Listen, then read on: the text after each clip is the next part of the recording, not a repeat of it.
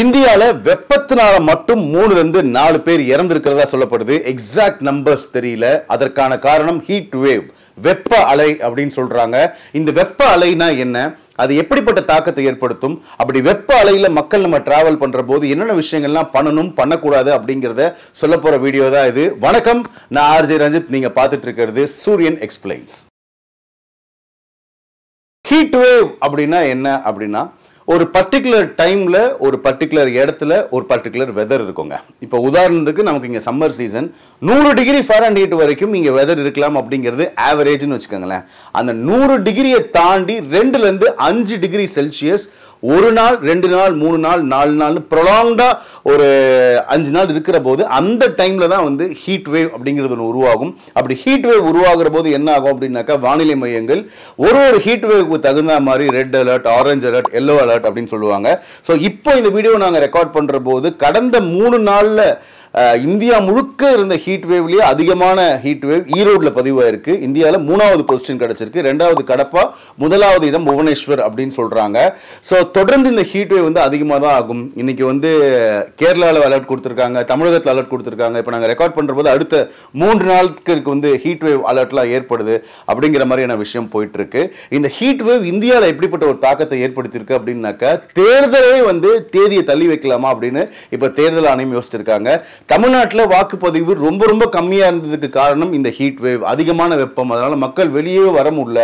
அதனால வந்து மற்ற ஸ்டேட்ஸ் எல்லாமே வந்து தேர்தலை தள்ளி வைக்கலாமா, இல்ல மக்களை வந்து வெளில கொண்டு வரதுக்கு இந்த ஹீட் வேவ் டேக்கிள் பண்ணி அவங்களை ஓட்டு போட வைக்கிறதுக்கு என்னென்ன விஷயங்கள்லாம் பண்ணணும் அப்படிங்கறத எல்லாத்தையுமே வந்து இப்போ யோசிச்சுட்டு இருக்கிற போது, இப்போ ஹீட் வேவ்ல நம்ம டிராவல் பண்றோம். குறிப்பா அந்த ஹீட் வேவ் எப்போ அதிகமா இருக்கும் அப்படின்னாக்கா, காலையில 10 மணிக்கு தாண்டி 4 மணிக்குள்ளதான் இந்த ஹீட் வேவ் உடைய தாக்கம் அதிகமா இருக்கும்னு சொல்றாங்க.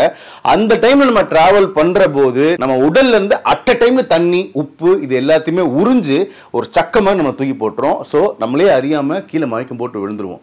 அப்படிதான் வந்து இந்தியா முழுக்க பார்த்தீங்கன்னா 3 ல இருந்து 4 பேர் இறந்திருக்காங்க. உலகம் முழுக்க இந்த ஹீட் வேவ்னால பல 100,000 உயிர்கள் வந்து போயிருக்கு. அப்படி இந்த ஹீட் வேவின் போது யாராவது ஒருத்தங்க நம்ம சுத்தி இருக்கிறவங்க மயக்கம் போட்டு விழுறாங்க, இல்ல அவங்க வந்து பேச்சு மூச்சு இல்லாம இருக்கிறாங்க அப்படின்னா, நம்ம முக்கியமா பண்ண வேண்டிய 5 விஷயங்கள் இருக்கு. அதை ஞாபகம் வச்சுக்குவோம். முதல் விஷயம், ஆம்புலன்ஸ்க்கு கால் பண்றோம். 108 கால் பண்ணிட்டு இந்த இடத்துல இப்படி நடந்திருக்கு, ஸோ வாங்கன்னு சொல்லிடலாம். மீன்வைல் இப்போ யார் மயக்கம் போட்டு விழுந்திருக்கிறாங்களோ அவங்கள ஒரு நிழலான இடத்துக்கு கொண்டு போயிடுவோம். ஏன்னா அவங்க பாடியை தொட்டு பார்த்தோம் அப்படின்னாக்கா, ஒரு ஜுரம் வந்தா எப்படி வந்து நம்ம பாடி கொதிக்குமோ அந்த மாதிரி ஹீட் வேவால் தாக்கப்பட்டவங்களுடைய உடம்பு கொதிக்கும். அவங்க நிழலான இடத்துக்கு கொண்டு போயிடுவோம். 3வது விஷயம், அவங்க ரொம்ப டைட்டா ட்ரெஸ் வேர் பண்ணியிருக்காங்க அப்படின்னாக்கா அந்த ட்ரெஸ்ஸை கொஞ்சம் லூசன் அப் பண்ணி விட்டுருவோம். ஏன்னா அவங்களுடைய பாடியில் முதல்ல வந்து காற்று போகணும். அப்படி காற்று போகிற போது தான் டெம்பரேச்சர் கொஞ்சம் கம்மியாகும்.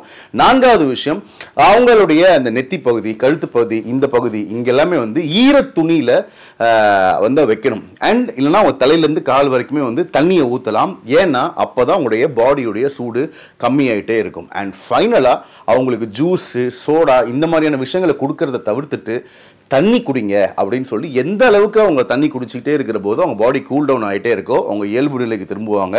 அவங்க இயல்பு நிலைக்கு திரும்புறதுக்குள்ள வந்து ஆம்புலன்ஸ் வந்துருச்சு அப்படின்னாக்கா அவங்க அங்கேருந்து இமீடியட்டாக அவங்களுடைய ஃபர்ஸ்ட் எய்டை ஸ்டார்ட் பண்ணுவாங்க. இதில் ஏதாவது ஒரு விஷயம் நம்ம தப்பாக பண்ணுறோம் அப்படின்னா அது ஃபேட்டலாக ஆகிறது கூட வாய்ப்பு இருக்குது. இது சாதாரண மயக்கம் தான், எனக்கு வந்து பிபி கொஞ்சம் கிருகிருன்னு இருக்கும், அந்த மாதிரி தயவு செஞ்சு இந்த ஹீட் டைமில் வந்து தப்பான முடிவுகளை எடுக்கவே எடுக்காதீங்க. எனக்கு கண்டிப்பாக வெளியே போய் தான் ஆகணும் அப்படிங்கிற மாதிரியான ஒரு சூழல் இருக்குது அப்படின்னா லைட் கலர் ட்ரெஸ்ஸை வந்து வேர் பண்ணுறதை என்ஷோர் பண்ணுவோம். குறிப்பாக காட்டன் வேர் பண்ணுறதை என்ஷோர் பண்ணுவோம். ஏன் அப்படின்னாக்கா லைட்டை வந்து ஈஸியாக ரிஃப்ளெக்ட் பண்ணும். ஸோ மொத்த சூடியுமே வந்து நம்ம உடம்புக்குள்ளே இழுக்காது. அண்ட் குறிப்பாக இன்னொரு விஷயமும் இருக்குது, நிறைய பேர் கருப்பு கலரில் கொடையை யூஸ் பண்ணுவோம். அப்படி கருப்பு கலரில் கொடையை யூஸ் பண்ணுற போது என்ன ஆகும் அப்படின்னா, அந்த கருப்பு கலர் கொடை மொத்த ஹீட்டையும் நம்ம கீழே தான் கொண்டு வரும். ஸோ கருப்பு கலரில் கொடை யூஸ் பண்ணுறதை தவிர்ப்போம். அதை தாண்டி ஒயிட் கலரு இல்லை லைட் கலர்ஸ்ல கொடை யூஸ் பண்ணாதான் கொடைக்கான பர்பஸே இருக்கு. அது தெரியாம கருப்பு கலர்ல ஏதோ ஒரு காரணத்துல நம்ம கொடைகளை யூஸ் பண்றோம். அண்ட் வெளில போறீங்கன்னா கேப் வேர் பண்ணிக்கோங்க. முடிஞ்ச அளவுக்கு நிறைய தண்ணி குடிப்போம், நிறைய பழங்கள் எடுத்துக்கோ, நிறைய ஹைட்ரேட்டடா இருப்போம். வெளில போறதை அவாய்ட் பண்ணுவோம். இந்த ஹீட் வேவ் நிறைய தாக்கத்தை நம்மளை சுத்தி ஏற்படுத்திக்கிட்டே இருக்கு. இது சென்னையில, தமிழ்நாட்டில், இந்தியாவில் மட்டும் இல்லை, உலகம் பூராவுமே மிகப்பெரிய தாக்கத்தை ஏற்படுத்துது. அதற்கு காரணமா பல விஷயங்கள் சொல்லப்படுது. காலநிலை மாற்றமா சொல்லப்படுது. அண்ட் லா நீனா அப்படிங்கிற ஒரு எஃபெக்ட் எஃபெக்ட்னாலும் சொல்லப்படுது. எது எப்படியோ ஹீட் வேவ்ல நம்மளையும் பத்திரமா பார்த்துப்போம், நம்மளை சுற்றி இருக்கிறவங்களையும் பத்திரமா பார்த்துப்போம். இந்த இன்ஃபர்மேஷன் உங்களுக்கு ரொம்ப ரொம்ப யூஸ்ஃபுல்லாக இருக்குது அப்படின்னாக்கா உங்கள் ஃப்ரெண்ட்ஸ் அண்ட் ஃபேமிலிக்கு இந்த வீடியோ ஷேர் பண்ணுங்க. இப்படி நிறைய இன்ஃபர்மேட்டிவான கண்டென்ட் வேணும் அப்படின்னாக்கா சூரியன் எக்ஸ்பிளைன்ஸ் சேனலை லைக் பண்ணுங்க, ஷேர் பண்ணிக்கோங்க, சப்ஸ்கிரைப் பண்ணிக்கோங்க.